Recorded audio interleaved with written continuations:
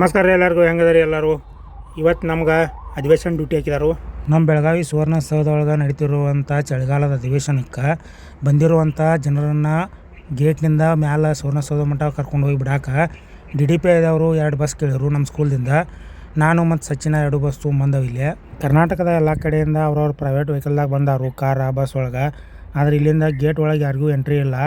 ನಮ್ಮ ಬಸ್ ಒಳಗೆ ಪಾಸ್ ಕೊಟ್ಟಾರು, ಅದಕ್ಕಾಗಿ ನಾವು ಅವ್ರನ್ನ ಬಿಡಾಕೆ ಬಂದವು. ಇಲ್ಲೇ ಇನ್ನು ಗಾಡಿಯಾಗ ಹತ್ತುವಂಥ ಪ್ರತಿಯೊಬ್ಬ ವ್ಯಕ್ತಿನೂ ಪೊಲೀಸರು ಮತ್ತು ಅಥರೈಸ್ಡ್ ಆಫೀಸರ್ಸ ಚೆಕ್ ಮಾಡಿ ಬಿಡತ್ತಾರು, ಯಾಕಂದ್ರೆ ಸೆಕ್ಯೂರಿಟಿ ಸಲುವಾಗಿ.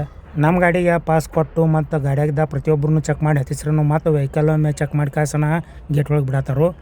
ನಮ್ಮ ಗಾಡಿ ಸಿಟ್ಟಿಂಗ್ ಕೆಪಾಸಿಟಿ ಎಷ್ಟೈತಿಲ್ಲ ಅಷ್ಟು ಜನರನ್ನ ಹತ್ತಿಸ್ಕೊಂಡು ಕಾಸ ನಾ ಬನ್ನಿ ಇಲ್ಲಿ ಸುವರ್ಣಸೌಧ ಕಡೆ ನೋಡಿರಿ. ನಮ್ಮ ಬೆಳಗಾವಿ ಸುವರ್ಣಸೌಧ ಹೆಂಗೆ ಕಾಣದೈತಿ.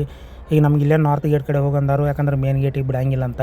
ಅದಕ್ಕಾಗಿ ಇಲ್ಲೇ ಇಳಿಸ್ಕಾಸ ಮತ್ತೊಂದು ಟ್ರಿಪ್ ಹೋಗ್ಬೇಕೀಗ. ಮತ್ತು ಇನ್ನೂ ಜನ ಅದಾರು. ಇನ್ನು ಮುಂದೆ ಸರ್ಕಲ್ಗೆ ಬರೋಮಟ ಅಂದ್ರೆ ಯಾರು VIP ಬಂದರು ಅದಕ್ಕೆ ನಮ್ಮ ಗಾಡಿ ಇಲ್ಲೇ ತರ್ಬೇಕು ಹೇಳ್ರು. ಇವೆಲ್ಲ ಗಾಡಿ ಹೋದ್ಮೇಲೆ ಇಲ್ಲೇ ಸರ್ಕಲ್ದಾಗ ರೌಂಡ್ ಹೊಡೆದ ಕಾಸ ಇವ್ರನ್ನ ಇಲ್ಲೇ ಬಿಡಬೇಕು. ಇಲ್ಲೇ ಸರ್ಕಲ್ದಾಗ ರೌಂಡ್ ಹೊಡೆದ ಕಾಸ ಆಮೇಲೆ ಸೈಡ್ ತರ್ಬಂತಂದ್ರೆ ಪೊಲೀಸರ ಇಲ್ಲೇ ಸೈಡ್ ತರ್ಬೇಕಾಸ ಇಲ್ಲಿ ಗಾಡಿಯ ಜನರನ್ನೆಲ್ಲ ಇಲ್ಲೇ ಇಳಿಸಿನಿ. ಇಳಿಸ್ಕಾಸ ಮತ್ತು ಇನ್ನೂ ಹೋಗ್ಬೇಕು. ಇನ್ನೂ ಒಂದು 2 ಅಥವಾ 3 ಟ್ರಿಪ್ ಆಗ್ತಾವೆ. ನಮ್ಮ 2 ಬಸ್ಲೇನು 4 ಟ್ರಿಪ್ ಅದು. ಇಬ್ಬರು ಬಿಟ್ಟು ಕಾಸ ನಾವು ಹೊಂಟು ಸ್ಕೂಲ್ ಕಡೆ, ಯಾಕಂದ್ರೆ ಮತ್ತು ನಮ್ಮದು ಸ್ಕೂಲ್ ಬಿಡ್ತೈತಿ ಈಗ.